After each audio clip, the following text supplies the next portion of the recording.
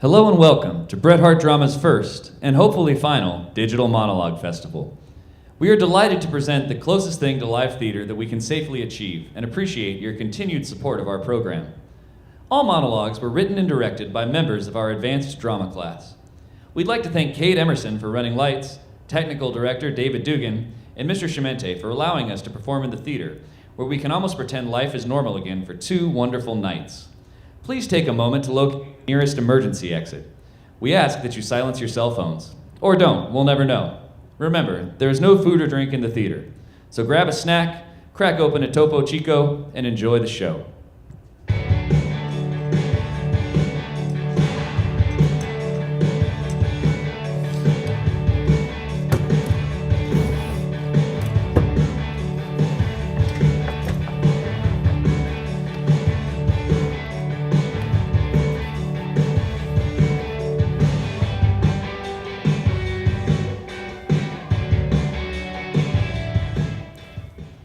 That's a good question. How would I guide a kid trying to find a suitable career? Okay, think about it. Most kids, when they're asked, what do you want to be when you grow up, say something like, I want to be president of the United States, or I want to be an astronaut. Why is that? Why do kids pick the high and mighty jobs? Also, why do we constantly put pressure on kids who haven't even discovered life yet to pick a lifelong career? Does it give us a sense of purpose and pride to know that the next generation all want to be presidents and astronauts? What about the smaller jobs that people ignore that are just as important? Why aren't there a lot of kids wanting those jobs? But if all the kids want to be presidents and astronauts, I'm not going to be the one to crush their dreams. Are you? That's what I thought. I mean, anything is possible, right? Wrong. Let me prove it to you. It is impossible to get to tomorrow. Because when you think you've gotten there, it is transformed into today. You see? No? Okay, fine. Today is the tomorrow you were thinking about yesterday. When yesterday was today was tomorrow, and tomorrow was 2 days from now. So we shouldn't tell kids they can be whatever they want, because then we are going to have a bunch of presidents and astronauts running around, and the world will collapse. Boom!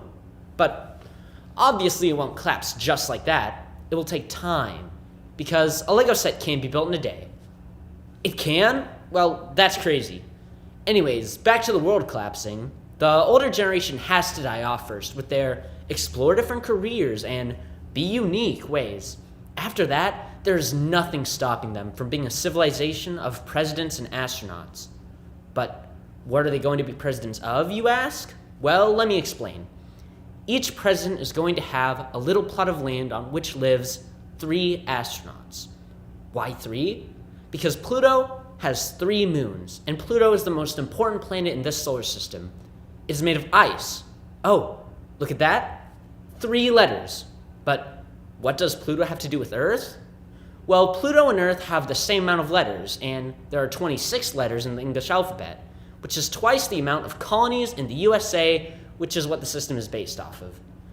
So the astronauts represent the moons, the 3 moons, and their president in the center of their orbit is Pluto, or their president. Look, they both start with P. Back to letters, so exciting. So that is why they will each rule over 3 astronauts. Of course, the astronauts will never make it to space because there's no one to help them get there, but it is the thought and training that counts.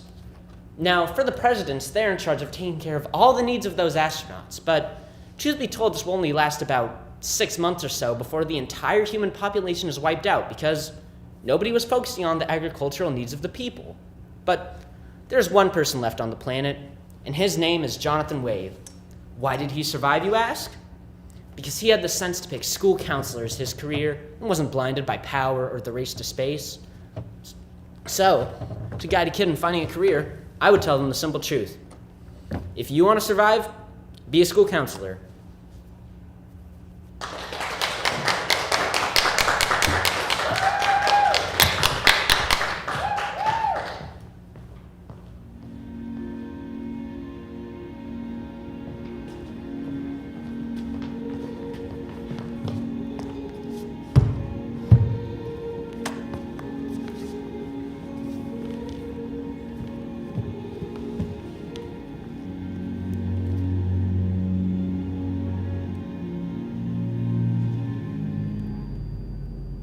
have a conversation with the strangers, like talking to yourself.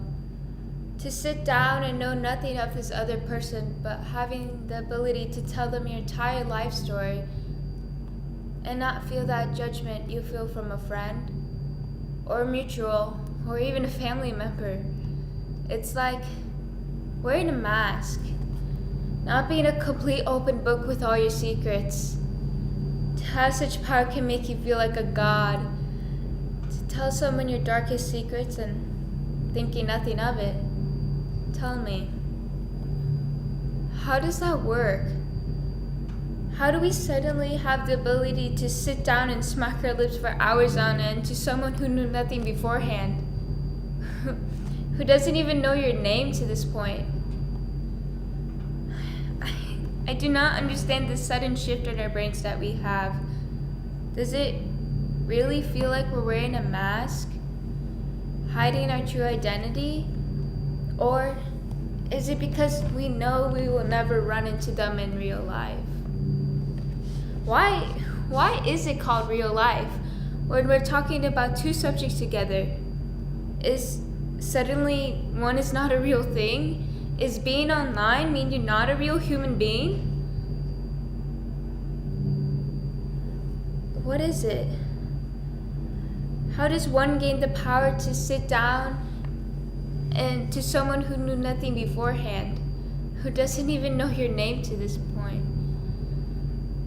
Is there science behind it? Is there a mental science behind this sudden ability, or is it just by chance?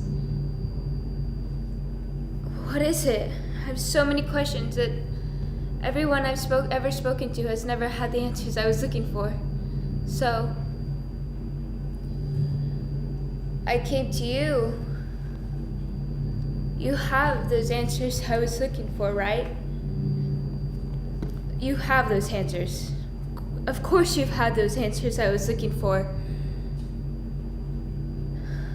It does make me sad I have to read what you have to say.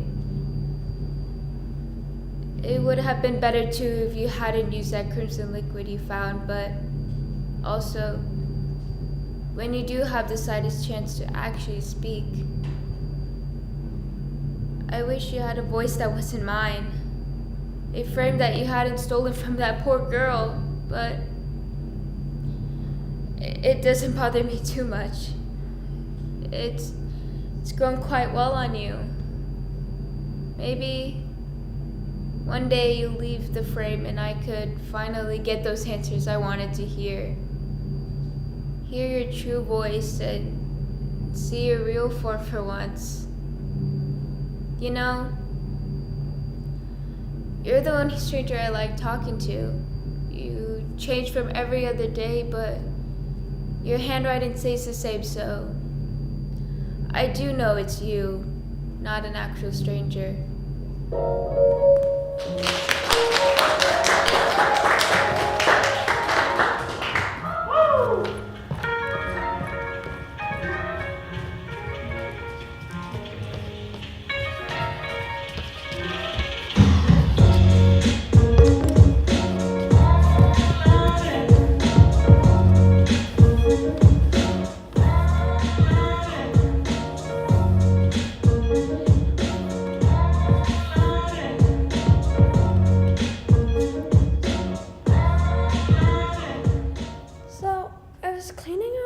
boyfriend Johnny's bathroom cabinet, and I saw this box of Skittles.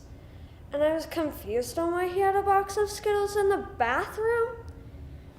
When I looked inside, I didn't see any Skittles, but I saw a diamond ring! The most beautiful ring a woman can dream of. This ring is probably worth more than my life. But of course my boyfriend, or should I say fiance, can afford a ring like this because he's always away on business trips. I'm kind of sad that I don't see him so often, but at the same time, I can be spoiled and buy anything my heart desires. I'm super excited that he's going to propose, even though it's only been 1 month since we got together. I'm flattered that he's truly in love with me. and that I get a husband who I know can afford me. Well, I'm not saying I don't love him, but it wasn't his good looks I fell in love with. It was definitely his wallet. After I find out, I don't immediately tell him I found the ring because I'm going to let him propose in the romantic way he's planning. So instead, I go to my mom's house to tell her the good news. She's not the most excited because she doesn't really think I know this man well enough to marry him. But she's all in it for her beach house.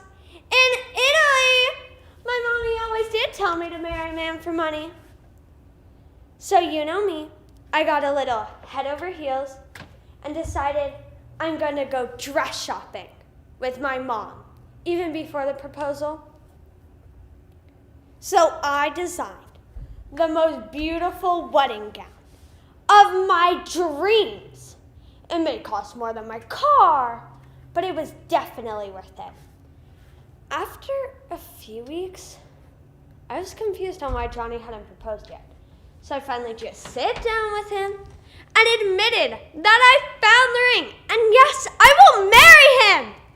He didn't seem as excited as I was, so I confusedly asked him what was wrong.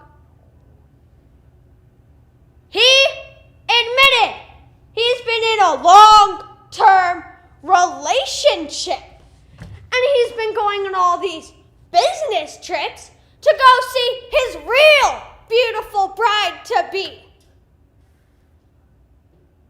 Well, now here I am, still living at my mom's house, sitting on her couch in my custom-designed wedding dress, crying while eating a dozen donuts and watching The Notebook. So when you get this message, you should probably just come over.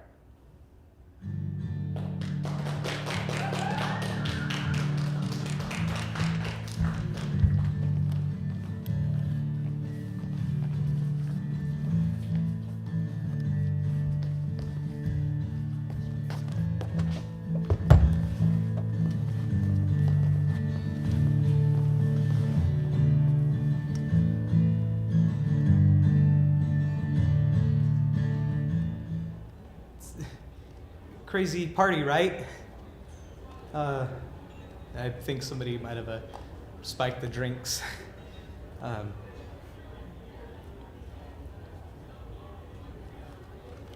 So you know Sarah? Yeah, she's my best friend. I've known her for my whole life, almost my whole life. We first met in preschool. I was sitting on the bench crying because somebody took my spot in line. And I was always bullied in a way because people seemed to think I was weak.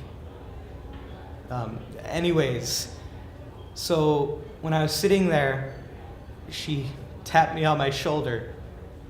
And Sarah just handed me a lollipop with a chewy chocolate in the center.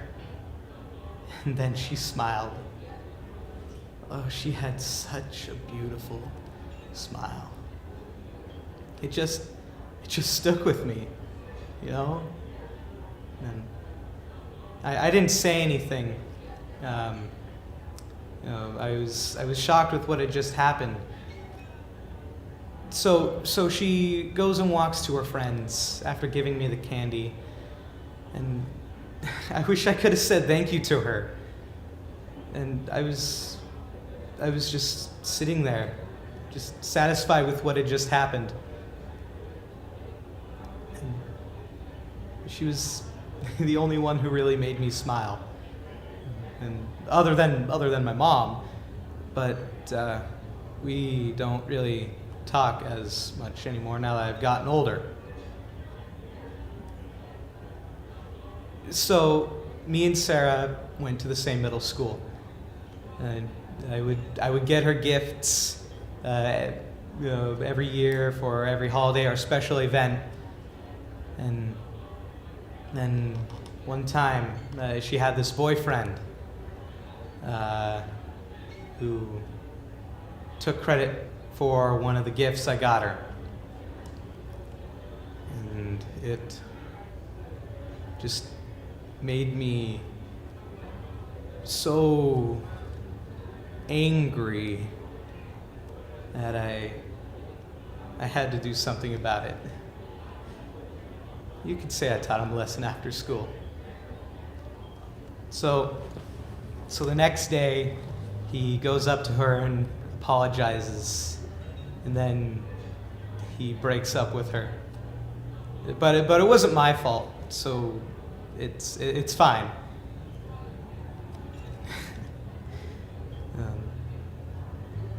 So now me and Sarah, we're in high school. I always see her around. Do you see how beautiful she's gotten? It's crazy.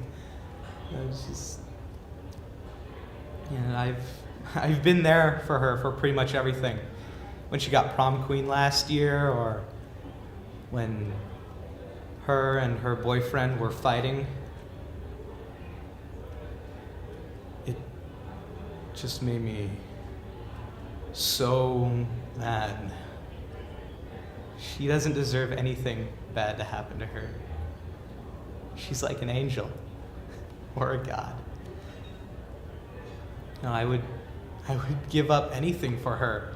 My house, my cat, my life. She really is just perfect. She's good at everything. Her grades are always A's. She's good at sports. And she's always doing those school events after school. So I follow behind her on my bike after school. She has cheer from 3 to 5:40, and then she has to go work at Starbucks from 5:50 to closing. And after that, she gets a caramel macchiato so that she could stay up to work. She's always working. Then she has to be home by 9 o'clock, otherwise her parents will be furious at her. So I stay behind to make sure she's safe, just watching. Okay, so she goes up into her room and she changes into these pajamas, these cute pink and white pajamas. And she sings and dances. She just looks so free and happy. She doesn't normally look like that at school or with her friends or at work. I wish I could have said thank you to her. For the candy, I mean. I never ate it. I've always just kept it in my pocket. Like a lucky charm. And, to be honest, I actually haven't talked to her since preschool. She's just around those stupid, useless friends that use her for her popularity.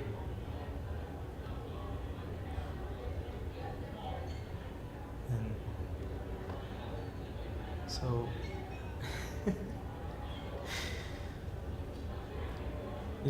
as crazy as this sounds, I think I love her.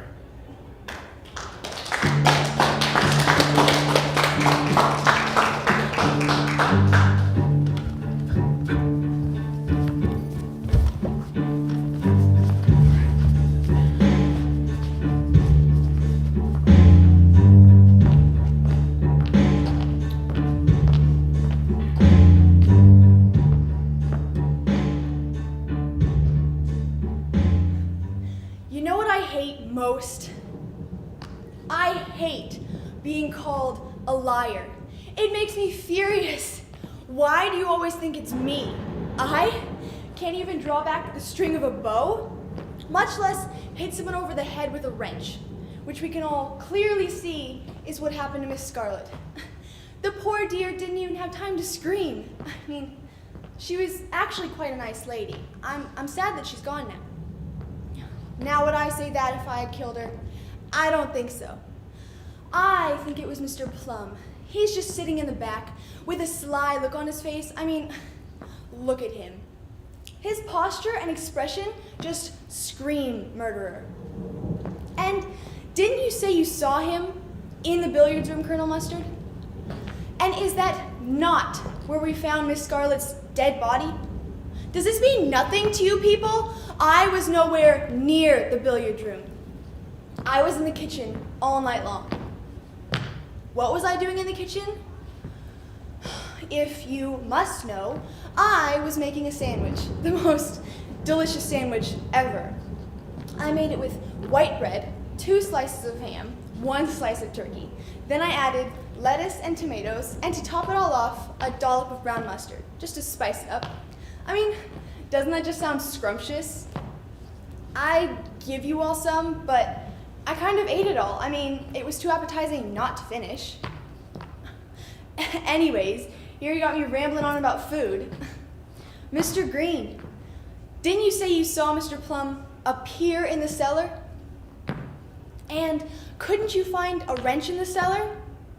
I don't know, maybe to fix the boiler? Why am I trying to defend myself so much? I don't know. Why wouldn't I be?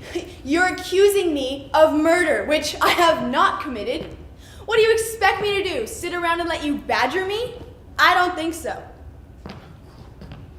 The inspector will be here soon to investigate all of us. And I sincerely hope that you take all of my evidence into account before you go off accusing me of murder.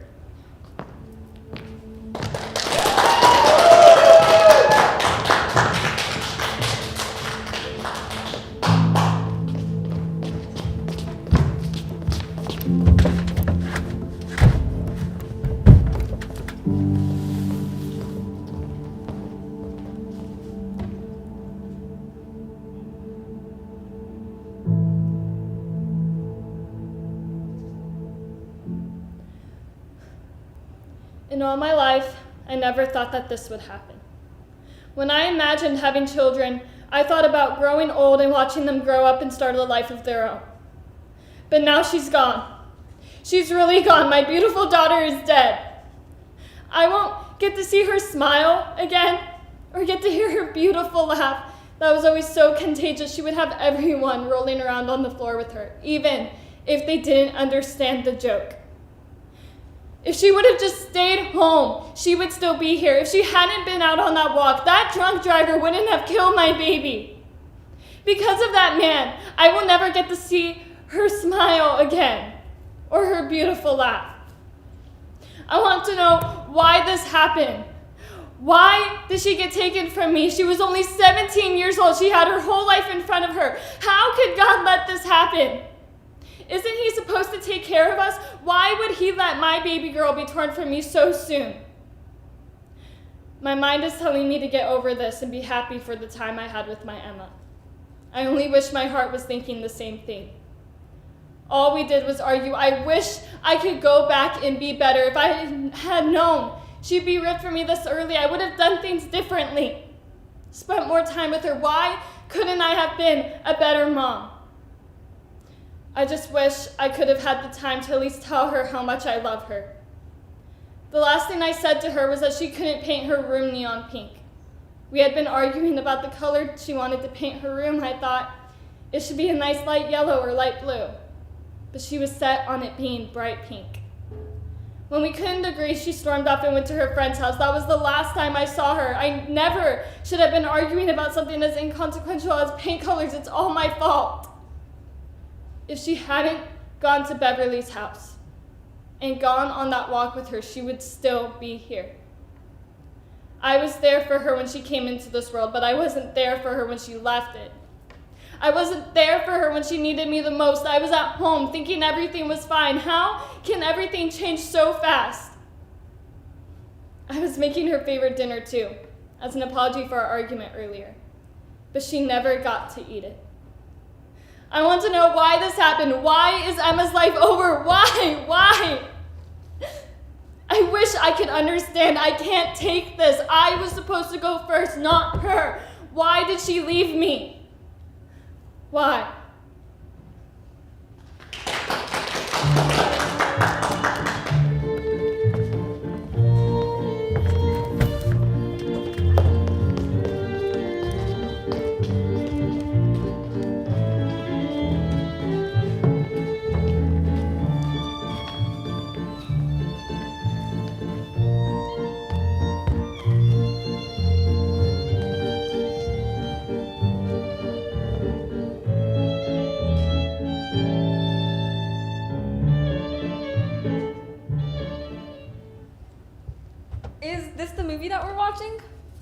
Oh great, this movie looks interesting. I love some good mother-daughter bonding time. Wait, who is she? Is she important? Right, I'll be quiet now. My bad. Aw, they're such a cute couple. You know, it reminds me a lot about when I was younger. I have a few romance stories of my own. Have I told you the story about when... Well, can you just pause the movie? No, just pause the movie. You'll love the story. Okay, as I was saying, there was this time when I was in high school, I was in this dramatic love triangle. It was actually kind of just like a movie. Fred and Lewis. I chose Fred because he was my ride home from school every day, even though he did kind of smell like dirty socks and I didn't like that very much. I'm sorry, what? I can't listen to you and the movie at the same time, honey. Continue your movie. You know, this movie would have been way better if you had bought the popcorn at the store like I had asked you. I mean, it's just not even a real movie night without popcorn. Hey, I think that I know that actor. What's his name? Leonardo DiCaprio's son? Leonardo DiCaprio, isn't he such a cutie? He kind of reminds me of Lewis a little bit, very dreamy. I'm sorry. I'll be quiet now. I'll be quiet. Ugh, I don't like that actor. He's so snobby. You know, if you ever get into a relationship, they better not treat you like that. I mean, I just won't accept it, not in my family. You know, honey, if you ever need relationship advice, or any advice at all, really, I mean, you can come to me. It's kind of like my job to make sure that you're on the right path, because we all make mistakes. I have. You have a good amount of times, but... Oh, the TV turned off. How did that happen? Oh no, please don't leave. I just love spending time with you. Okay, fine. I'll just sit here watching the rest of this movie by myself. What is this movie even about?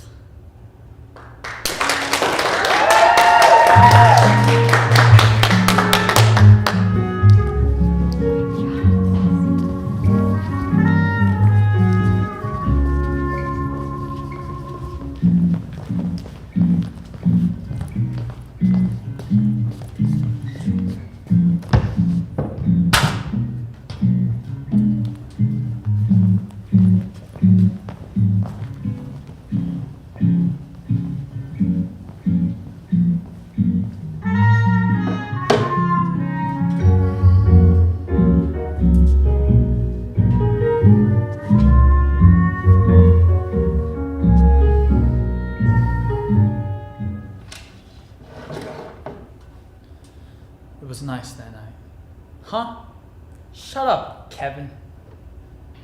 It was nice that night. The stale air in the room is making me go crazy. And I have to do something productive with my life. But until then, I'll be in this sweet company with this cheap booze. I deserve a few drinks after all. Especially for a guy like me. Dick, private eye.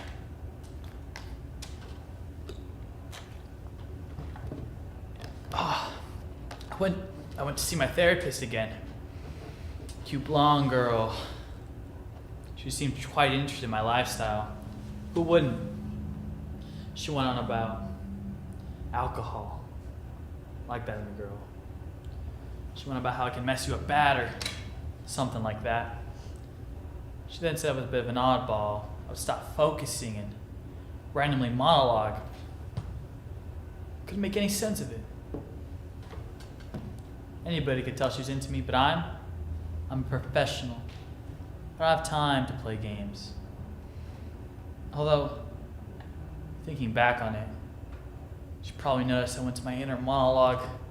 Oh, damn it. Anyways, it was nice that night. Something was off. I couldn't tell if it was the cheap booze or the liver failure kicking in. No. I knew I was being stalked. But by who? You'd better be my therapist, but no. No, that'd be good money lost. No. It's my old partner, John White, from the Training Academy of Detectives. His code name? Snow White, because he would shave his legs. And only a real man would shave his legs. Yeah. God bless that man. Anyways, despite that, he came up to me in quite a hurry, looking very sickly. He talked quickly, too quickly for my standards. Could never get a girlfriend like that. Despite his bedroom problems, he rushed off into the night. It was a strange night indeed. And here I am, alone, drinking booze, like a cheesy black and white film. My God, you startled me. How long were you standing there for?